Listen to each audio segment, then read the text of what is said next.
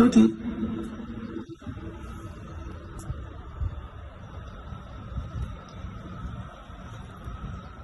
wamaNazaretha nomphakathi wonke okhona akasiyela ukuthi mabe sifuna amanzi mhlambe khona iblockage emapayipini amanzi amapayipi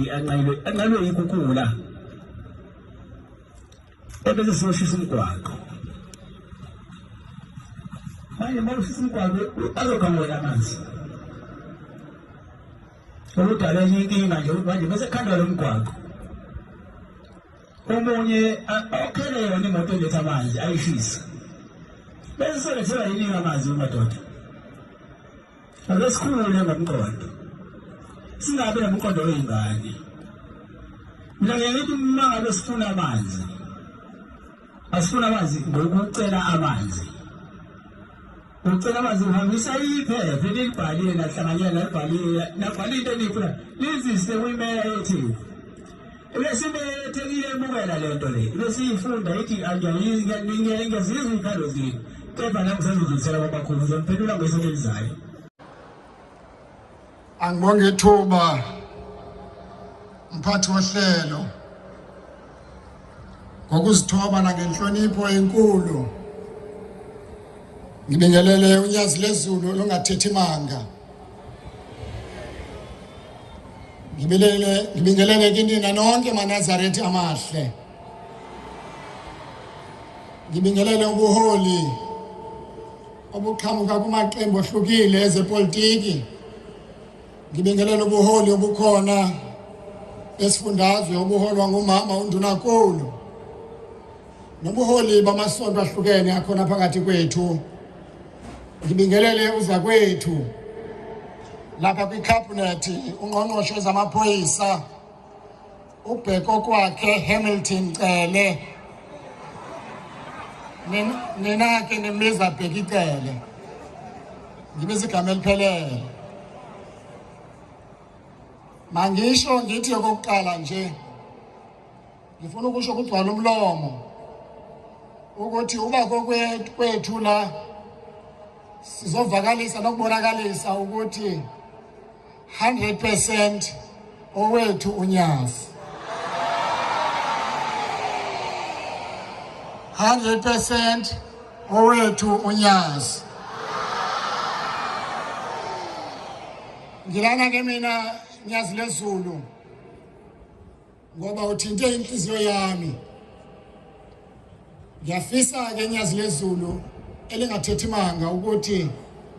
usithinte sonke inhliziyo zethu ngiyafisa nokuthi ngiyazi ukuthi zikhona izinto ubuzifisa ngaphambilini singubuholi bufisa sizenze ezinye Nyazilwezulu azenzekanga ngalendlela ubufisa zenzeke ngayo siyaxolisa ngeziphoso zethu Nyazilwezulu siyazi ukuthi nanamuhla zikhona izinto ofisa sizenze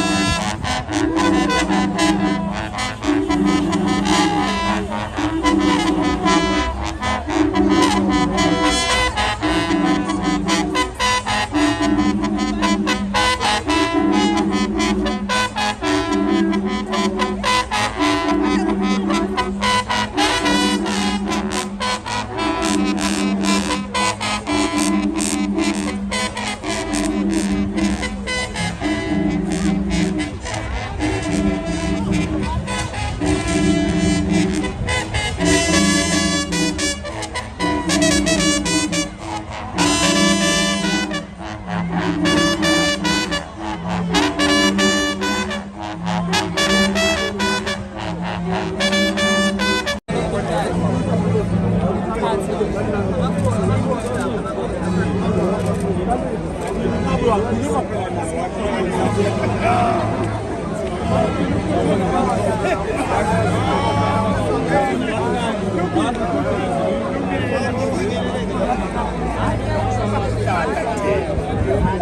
you.